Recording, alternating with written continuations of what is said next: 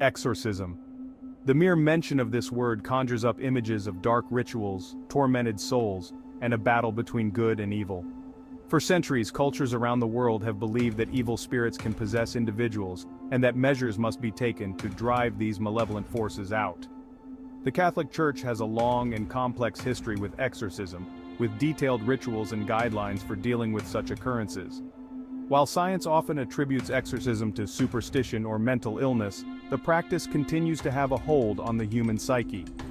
One such story, the case of Emily Rose, brought the chilling reality of exorcism to the forefront of public consciousness. The practice of exorcism can be traced back to ancient Mesopotamia and Egypt, where priests and shamans performed elaborate rituals to expel evil spirits. In ancient Greece, those suspected of being afflicted by gods or demons were treated with purification, sacrifices, and prayers to deities like Apollo. With the rise of Christianity, exorcism became associated with the power of Jesus Christ, who, according to the Gospels, cast out demons from those possessed. The early church developed its own methods of exorcism, often involving fasting, prayer, and the laying on of hands. Over the centuries, these rituals became more formalized, culminating in their inclusion in the publication of the Roman ritual in 1614. Holy water, blessed salt, and the crucifix are often used as sacramentals, believed to hold spiritual power. The debate surrounding exorcism often centers around the difficulty in distinguishing between genuine demonic possession and mental or physical illness. Born in 1952 in a small town in Germany, Emily Rose lived an ordinary life. Raised in a devout Catholic family, she attended church regularly and adhered to her faith with unwavering belief. However, at the age of 16, her world shattered when she began experiencing terrifying events that defied logical explanation. It started subtly, objects moving on their own, strange smells, and a constant feeling of being watched. As time went on, the occurrences grew more sinister, with Emily hearing voices, sensing an unseen presence, and experiencing seizures. Doctors were consulted and Emily underwent numerous medical tests, but no physical cause for her terrifying condition could be found.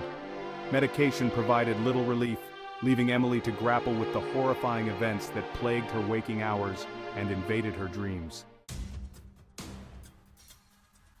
As Emily's condition worsened, her family, believing her to be afflicted by an evil force, sought help from the church. After much deliberation, the local bishop granted permission for an exorcism to be performed. Two priests, Father Arnold Renz and Father Ernst Alt, were assigned to the case and embarked on an arduous spiritual battle. The rituals of exorcism, performed according to the Roman ritual, proved to be both physically and emotionally draining for both Emily and the priests. Emily's body contorted violently, her voice changed, and she spoke in languages she had never learned. Despite the priest's unwavering faith and relentless efforts, Emily's torment continued. Her physical health deteriorated rapidly, her body ravaged by the relentless strain of the exorcism rituals and the relentless assault on her soul. Throughout Emily's ordeal, a heated debate raged between those who attributed her condition to supernatural causes and those who sought a medical explanation. Doctors had suggested she might have epilepsy, schizophrenia, and temporal lobe epilepsy, conditions known to cause seizures, hallucinations, and neurological disturbances.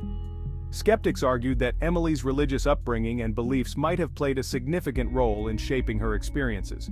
They pointed out the lack of empirical evidence for demonic possession and the dangers of attributing unexplained phenomena to supernatural forces.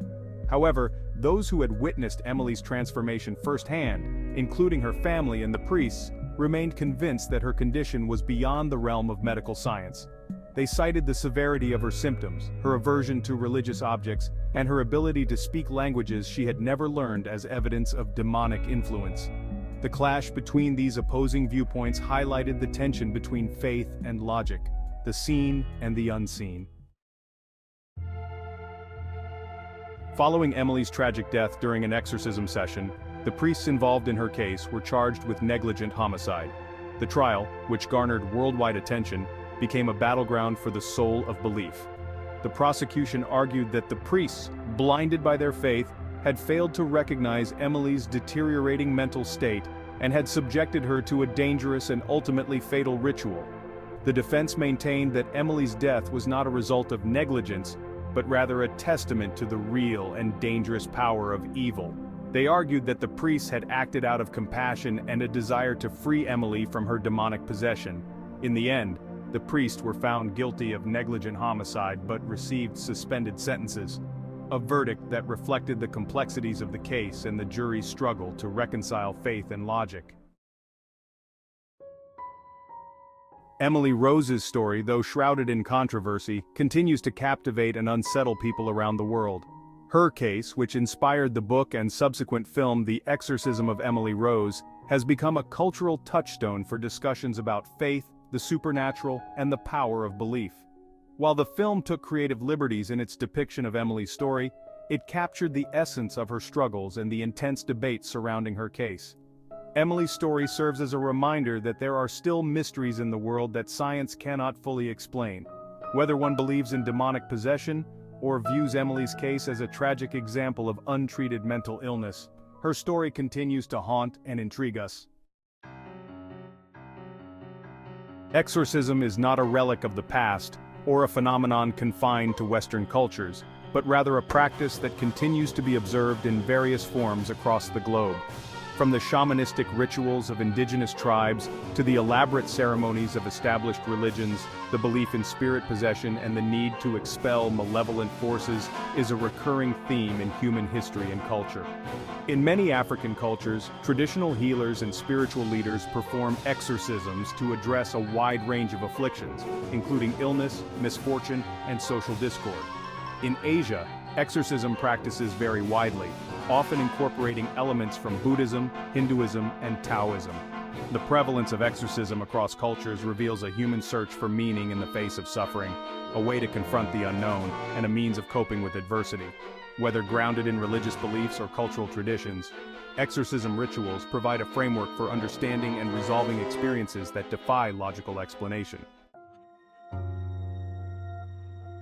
While the debate surrounding exorcism often centers on the existence of supernatural forces, psychologists offer a different perspective.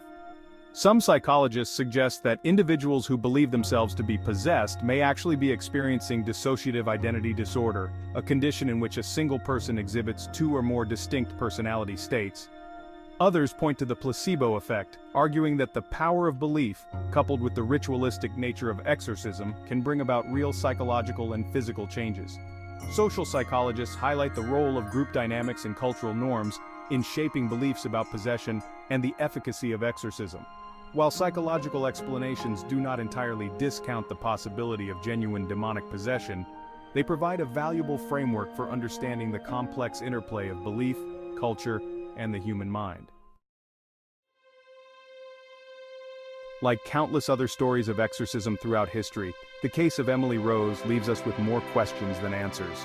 Was Emily suffering from an undiagnosed and untreatable mental illness, or was she truly afflicted by a malevolent force beyond our comprehension? Can faith and logic coexist in a world where the boundaries of reality seem blurred?